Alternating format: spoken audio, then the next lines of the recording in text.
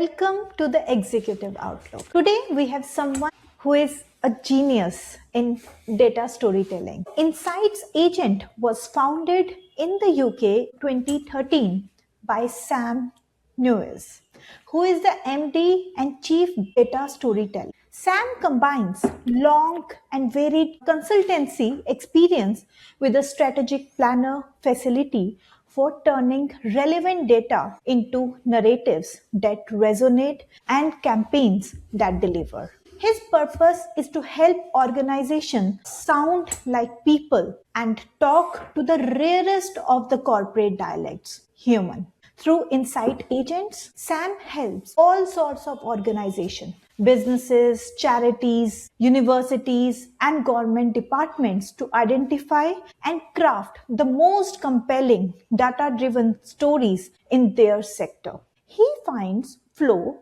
through mentoring, coaching, and solving data storytelling challenges. Sam is the author of Using Data Better, trilogy of books. This comprises the award-winning Narrative by Numbers, the best-selling How to Be Insightful, and critically acclaimed Asking Smarter Questions. His popular training courses based on the IP in these books is delivered both in person and in the online course Using Data Smarter. Sam holds a doctorate in psychology, one source of his understanding of human motivation and behavior and his love of telling stories with data.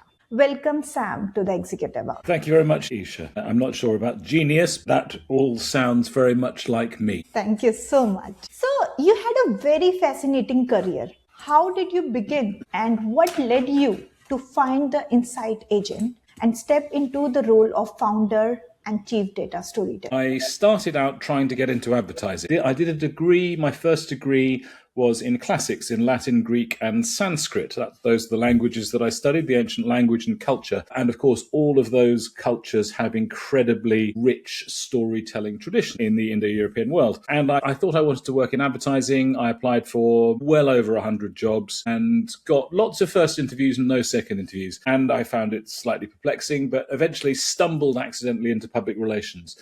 And I worked in public relations, which I suppose is not a million miles away from advertising, just the means by which those stories are placed. But actually, I'm glad that I ended up in public relations, because in public relations, clearly you are looking to build powerful narratives, but to build narratives that earn their place at the table. They don't pay their way there, they earn their place there. And so my argument would be there need to be better stories. I think stories in advertising are brilliant. They're a different type of storytelling. After about a dozen years of working in consultancy, I was a little bit unsatisfied with what I was doing for two reasons. One, because at the time, and I think still to some extent, public relations agencies failed on two counts, at least from my perspective. One, they found it very difficult to measure the impact of what they were doing, and they got tangled up in all sorts of knots about that.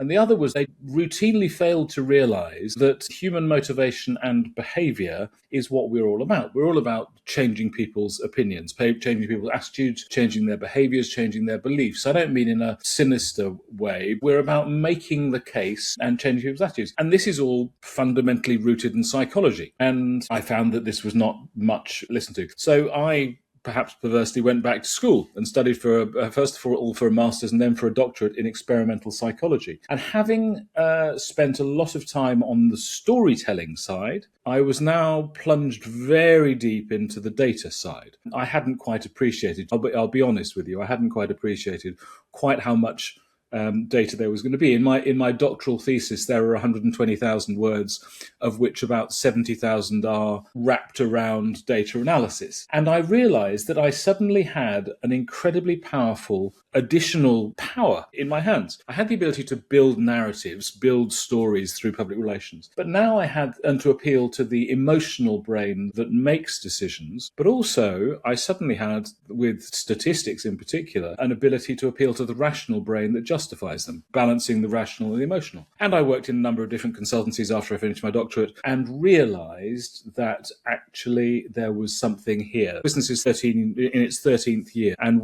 I realized that for corporates in particular, and brands, and as you say, charities, universities, government departments, joining together narrative and numbers, stories and statistics was a powerful thing to do. And it was something that many people found challenging. They're either really good storytellers or really good analysts. You don't need to be a ninja at both in order to be able to see the benefit of bringing them together. And so that's what led me ultimately in 2013 to set up Inside Agents. Thank you so much for sharing that. And for sure, this is something which will gonna make an impact to a lot of people by solving their problems. So what has been the biggest challenges that you have faced being into the data storytelling area, and how you have overcome it? That's a really good question. I mean, the biggest challenge before I faced the establishment of the company was that I was kind of in an impossible job trying to build a social listening platform with not being a software engineer and not being a project manager. But that's more of an existential crisis. It led me to the moment of founding the business. I mean, it's a really good question because it's not technical difficulties. It's not getting access to clients' data. I think, candidly, in the early days, calling yourself a data storyteller in 2013 was unusual. What that means is that if you're selling data storytelling services, I started out packaging all sorts of products and saying you can do a data storytelling audit. People hadn't even heard, or they thought it was a contradiction in terms. Data story, we have the marketing and communications team, and we have the insight and analytics and finance team over here. And they don't work together in silos. So capturing potential clients' attention and getting them to take data storytelling seriously, or even to think it was a thing, that was a real challenge. And I think it helps to shine light on the fact that it is potentially a bit of a contradiction. But when you say to any client, kind of where does it hurt? And they say, we've got so much data and we've got so little insight, or our teams are drowning in data, or we're not able to join the data sources up between the different teams, or, we really want to understand our customers' lives, but we're not able to do it. Then, once they've said where it hurts, once they've said, I've got this challenge, very often the skills of the data storyteller, the ability to look at multiple data sources, quantitative, numerical, verbal, also I'm very, very broad-minded about the data sources I work with. Companies have different types of organizations, have different types of data to deal with. Once you've identified the point of pain, actually, it's relatively straightforward. Generally, people say, okay, I get that. You mean you can help me see the forest from the trees, do the where's Wally, where's Waldo thing, and say, this is what the data mean, and this is what we should do as a result. I think, I didn't invent these questions. People have been using these two simple questions for years. But I think, so what, now what, right? People want to know, so what do the data mean? That's quite a profound question. I think many people find it very difficult to know what the data mean, but it's perfectly possible to identify what the data mean, particularly if you ask the right questions. Now what should we do as a result? Once you've got that, it's a kind of slam dunk home run. And so the challenge of getting the concept of data storytelling is one. The other, I used to think this was a disadvantage. I don't think it's a disadvantage at all. The other big challenge is who pays for data storytelling? What company has got a line in data story? Now, I work with, or our teams work with, insight, analytics, research, marketing, communications, finance. There are many teams that have data storytelling challenges. I've worked with, in the course of the last year, I've done a huge amount of work in the travel industry. Let's shorthand it as being kind of in the air miles industry. There are people in travel companies and airlines that are building propositions. They're building package holidays that air miles will buy a flight, and then you need to have a destination and excursions. And these, I'd never heard of the term proposition manager before, but they are, looking to build profitable businesses that bring together lots of other businesses, work with them. So once people get it, it doesn't really matter that there isn't a budget line for it, because if you can help to take that pain away, people are more than willing to work with data storytellers. And then, of course, do a good job, and then people move to other roles, and it's kind of self-fulfilling. So I want to understand one more thing. Some people don't know their pain points. Some people have a lot of knowledge that, okay, where they're facing the problem, but some people don't know it. How to identify the pain points for them while asking the right questions, I would say. A brilliant question, and you've answered it in that last phrase at the end of that last sentence. The very best training course or session that I ever went on was a consultative sales training course. And that consultative sales training course effectively taught many tools and techniques and ways of asking questions, but it effectively gets the salesperson, whether you're meeting at a cocktail party or you're meeting in a formal pitch or you're being briefed or you speak at somebody at a conference, however you meet them, kind of endemic curiosity in the salesperson to say, so tell me how you spend your time. What are the challenges that you face? What's not working for you? It's not cynical, but I call it tactical empathy, right? There are many schools of sales. There used to be the so-called the fuller's brush, the brush salesman.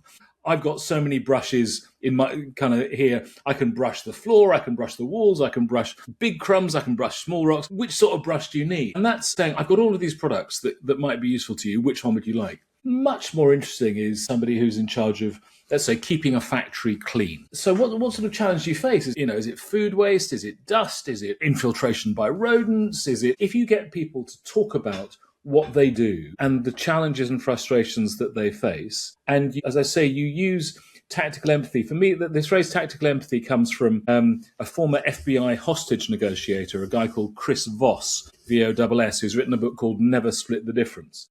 Now, if you are an FBI hostage negotiator, the stakes are much higher than in most of our jobs, right? It's a life and death situation. Your one job, once you're speaking to the hostage taker, is to negotiate with them, to listen to them, to make them feel comfortable, to make them not lose face, and to stop them from carrying out the threat of killing their hostages, and to get them into custody. So it's much higher stakes certainly than my job, and probably Isha than your job too, and many of our listeners' jobs too. But Chris Voss talks about he's got a masterclass as well, his book and consultancy, Black Swan Consulting. I'm not on any kickback, by the way. I just admire his approach. He talks about tactical empathy. You need to put yourself into the mindset, the shoes of your customers. And you can only do that. We start with imperfect knowledge. I don't know anything about, we've done a huge amount of work in pharma in the pharmaceutical industry with Novartis, Pfizer, AstraZeneca, and all sorts of businesses in the past 6-7 years. When we started working with them, we knew what drugs were, but we didn't know technically how the company was structured. But our endemic curiosity, and that's interesting. So you've got all of this data, but you find it difficult to bring it together.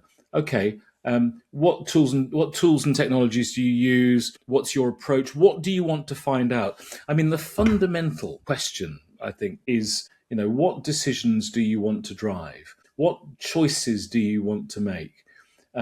And what is preventing you from doing that at the moment? Probably imperfect information or an imperfect view of the information. But taking that curious, asking genuinely smarter questions.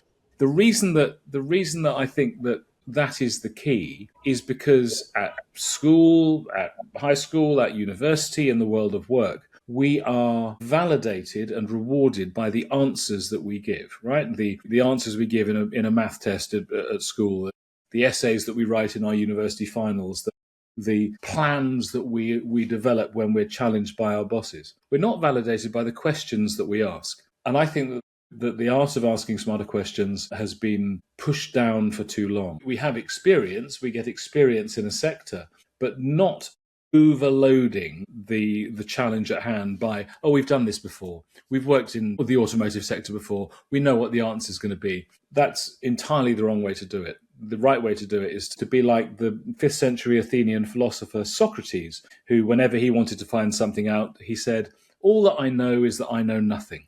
And if you start from that position of humility and ask questions, people will reveal things very, very, very quickly, and they will reveal where it hurts. It's the technique of the general practitioner.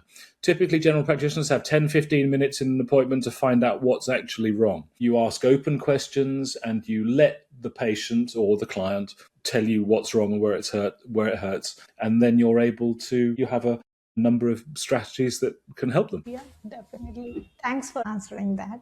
So next I want to ask you that can you share a case study where you have made an impact in the business or with the customer by solving their challenges? Sure. So I mentioned that we've done quite a lot of work in pharmaceutical industry. And coming up for 6 years ago now, the global heads of, though I think there were 5 at this level, but heads of integrated insight at Novartis, the world's third largest pharma business, with 3 main centers in Basel, in Switzerland, in New Jersey, in the States, and in Hyderabad, 3 main global centers of excellence. Their patient engagement team had a challenge. When you're, as I'm sure you and your listeners know, when you're building a drug, the regulatory authority require the voice of the patient to be included in, it's called patient-focused drug design and delivery. You can't just, it's not good enough to have a chemical that works. You need to pay attention to what it's like to take the drug, what it's like to live with the drug, what are the side effects, what impact there on care partners. You have to bring the voice of the patient in. And Novartis was spending hundreds of millions of dollars on research, many, many different sorts of research, social media listening, patient advisory boards where you get patients or their representatives to talk, primary market research, all sorts of different categories of research. And what they didn't have was a systematic way for cross-functional teams focused on patient engagement to really bring all of that data together into one place.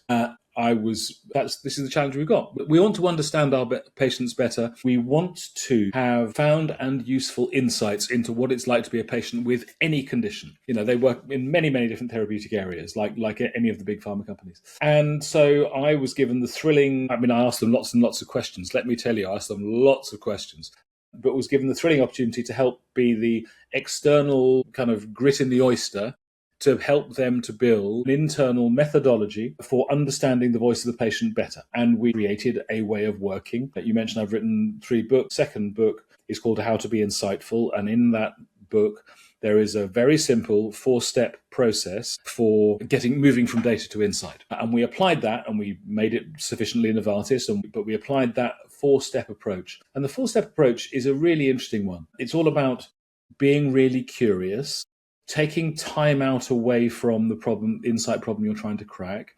capturing the insight, the eureka moments when they come, and then testing them and proving them and validating them with the relevant audience, in this case, patients. It's the same creative process that musicians, mathematicians, chemists, all sorts of different fields, advertisers, came up with independently during the course of the 19th and 20th century. And we kind of pulled it into... So we created this methodology. We piloted it with a cross-functional team. What it would do, the output of this methodology, is to a broad array of patient insights written in the first person, so from the perspective of the patient, validate those with real patients, and then create activity plans based on those insights. Straightforward. We codified it. I trained 100 people within the business.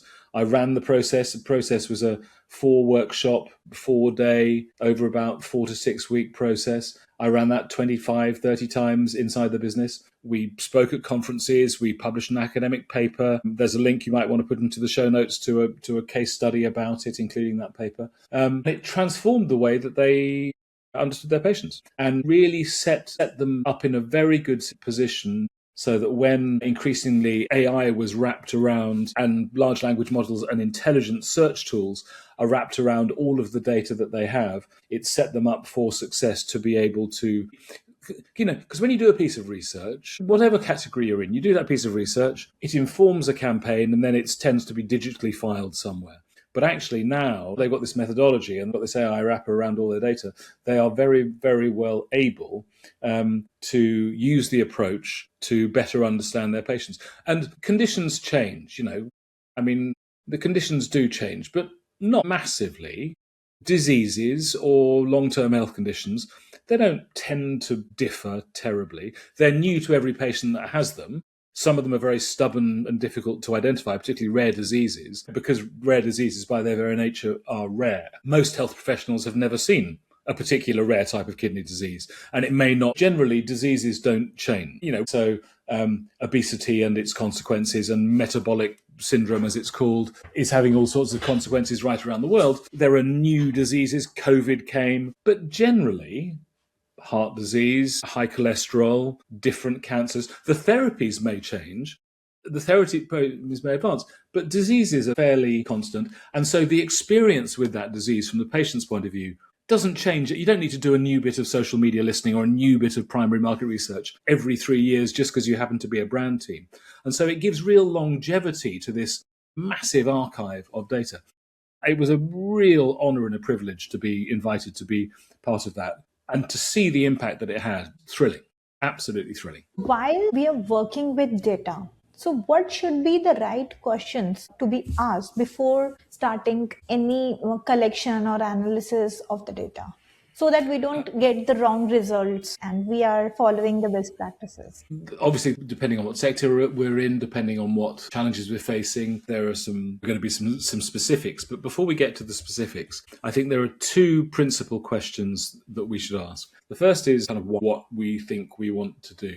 And a book written by a guy from Harvard Business School called Warren Berger called A More Beautiful Question, which is all about the question why. And the question why, anyone who's ever spent any time with young children will know that they ask the question why quite a lot. Indeed, by the time they're 5, right around the world, in their own languages, children have asked the question why 40,000 times, which some parents find it frustrating, please stop pulling the cat's tail. Why? Because it'll scratch you. Why? Because it doesn't like having its tail pulled. Why? But we go to school, we are encouraged not to ask questions. We're encouraged not to ask out. We're encouraged, as I say, to give answers. We don't ask the question why as many times for another 13 years until we're 18. So ask why, first of all. The next question is really fun. Before we do any kind of data analysis, data storytelling, the next question, and it's a pivotal question, once we've got past the why, and then actually, we can use the 5. There's an exercise called the 5 whys.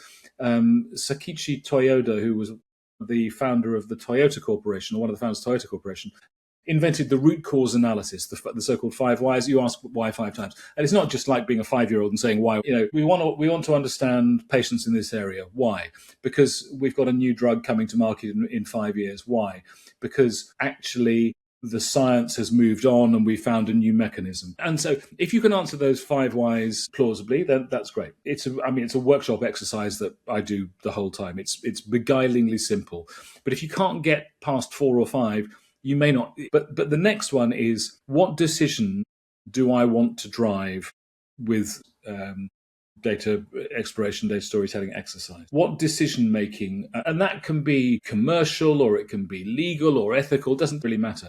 Now, one of the real massively important things I think it's important to do when we're looking to explore and ask questions of data sets. I mean, those data sets we may generate ourselves or they may already exist in, not just in psychology, but particularly in psychology, in medicine as well, in fact, in any science. We should always be looking to, this is the benefit of having done this master's and doctorate in psychology. We should always be looking to test a hypothesis. So we'll have a hypothesis, but we should always be looking to test a hypothesis, not prove a hypothesis. And I think too much research is done, too much data storytelling work is done that has us looking to prove that teenagers want to have probiotic yogurt, rather than are teenagers interested in eating probiotic yogurt? So ask the question why, possibly 5 times. Ask what decisions do we want to drive, and always make sure that in your drive to make sense of a new market or customer segment or whatever it might be, always make sure that you're trying to test a hypothesis rather than more bluntly trying to prove that hypothesis. Because if you're trying to prove it, you've brought your assumptions, your biases, your prejudices, your prior knowledge with you. And that doesn't help. Phrase, if you always do what you've always done, you'll always get what you've always got. And particularly in a volatile and uncertain world, you need to be prepared for things to go in very, very different ways. You might start working on probiotic yogurt and you end up working on Ayurvedic tea. Who knows where you go? But I think those are some good principles. Thank you. So I have another question that a lot of people are starting with AI. They're working, or they want to work with AI. So how can be it integrated with the data analysis how we can integrate it with the data analytics so that we can solve the challenges. As a partner rather than contracting all of the decision making. So for a number of reasons. One, because of hallucinations, which I know large language models are working on, but also the confabulations, the kind of the lies. If you ask an LLM a question, it will give you an answer. But they have very little humility. They have the default mode is to give an answer, and it may not know, but particularly in a low data environment. This guy called Angus Fletcher from Ohio State University has recently written a book called Primal Intelligence. He does a lot of work with the US military, special operations, who work in low data environments. And he argues that AI will never be able to work successfully in a low data environment, but definitely in partnership. You see, I mean, humans have context, humans have experience, and humans have motivation. And however well trained a large language model, or indeed another AI tool may be, they do not have context and motivation. They do not have drive. You can simulate that, but not effectively. Another thing to say about them, there's an academic at New York University called Colm O'Shea, who's done a lot of work on the fact that LLMs in particular are brilliant at convergent thinking. They're brilliant at boiling stuff down, at getting down the funnel. That's what they do, right? They're trained on lots and lots of information, and they're able, what they do is guess the next token. Feels more sophisticated than that because they speak to us, either out loud or on the screen, but they speak to us, they answer our question. What they're doing in speaking to us is guessing what would be the most appropriate, but it's an informed guess. So they're really, really good at convergent thinking, boiling things down, really good at analysis, at market scope, providing you with summaries. I think not brilliant at creative writing that sounds like it's been written by humans. Don't know what your experience is, don't know how much you use LinkedIn, but it's increasingly obvious that huge swathes of what appears on LinkedIn has been written by an LLM, or indeed written by LinkedIn's resident LLM, right? And it's not all slop, but there's a lot of on the one hand, on the other hand, balancing this, balancing that, when actually sometimes you want a bit more information.